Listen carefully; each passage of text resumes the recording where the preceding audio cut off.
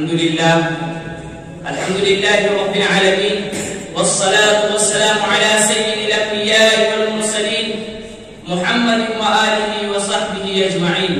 أما بعد، أعوذ بالله من الشيطان الرجيم. بسم الله الرحمن الرحيم. ألم نشرح لك صدرك ووضعنا عنك وزرك الذي أنقض ظهرك ورفعنا لك ذكرك. فضيلة الرئيس المحترم وحضرات الحكم وإخواني وزملائي، أنا أريد بهذه المناسبة الكريمة أن أتكلم معكم حول موضوع ورفعنا لك ذكرك. أيها السادة الحاضرون، إن هذا الموضوع إنما هو موضوع حلو، بل موضوع محبب لدي ولدى كل مسلم يعرف الشخصية المحبوبة الناصحة للإنسانية كافة، والتي خلقت رحمة للعالمين وجاءت بنور وهداية من رب العالمين.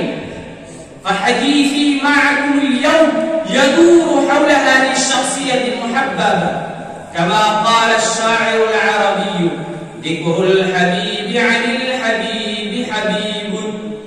أيها الأخوة، لا ندعي إحصاء عدد عباقرة بني آدم ممن ظهروا في العالم واسترعوا انتباه الآخرين ولفتوا أنظار غيرهم إلى أنفسهم، ولكن معلوم أن أحدهم لم يسترع انتباه الناس إلى نفسه قدر ما استرعى انتباههم نبينا محمد صلى الله عليه وسلم إلى نفسه. وكم ظهر في كوكبة الأرض من الأذكياء والعقلاء والفلاسفة والمفكرين والقادات والزعماء الذين ملأوا قلوب الناس تأثرا بهم وخلفوا من آثارهم ما يدهش الألباب، وتركوا من ورائهم مما فيهم ما يدعو إلى المدح والثناء عليهم والإعجاب بهم، ولكن ليس فيهم من يعادل بل يخالف النبي صلى الله عليه وسلم من أي ناحية كانت، إذ أن عبقريته تتجلى في كل مجال من مجالات الحياة، من الاقتصاد والتجارة والمعاشرة والمعاملة والسياسة والقيادة والتعليم والتربية والحرب والسلم والعداوة والصداقة والأمل والاضطراب والبيت والأسرة والعلاقات العالمية والأواصر الإنسانية وتعمير البلاد وترفيه العباد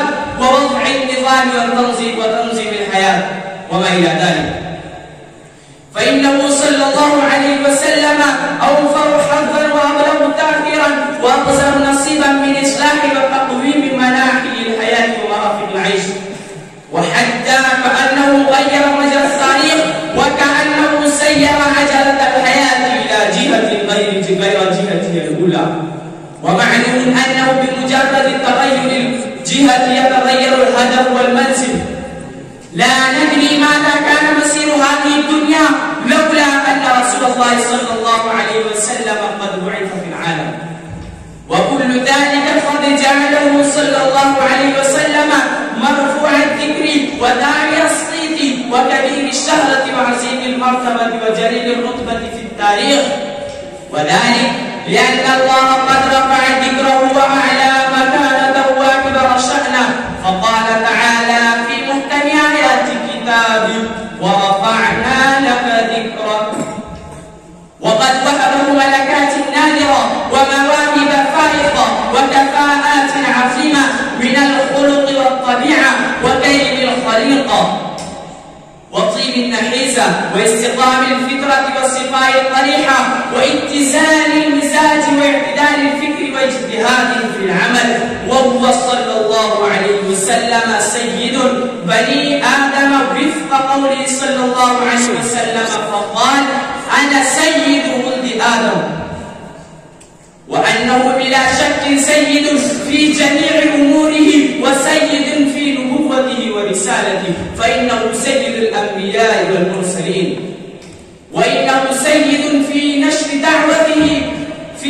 دعوته وإصلاح أمته، فإنه خاتم الأنبياء والمرسلين وإنه سيد في معرفة ربه وقربه منه تبارك وتعالى، فإنه رحمة للعالمين.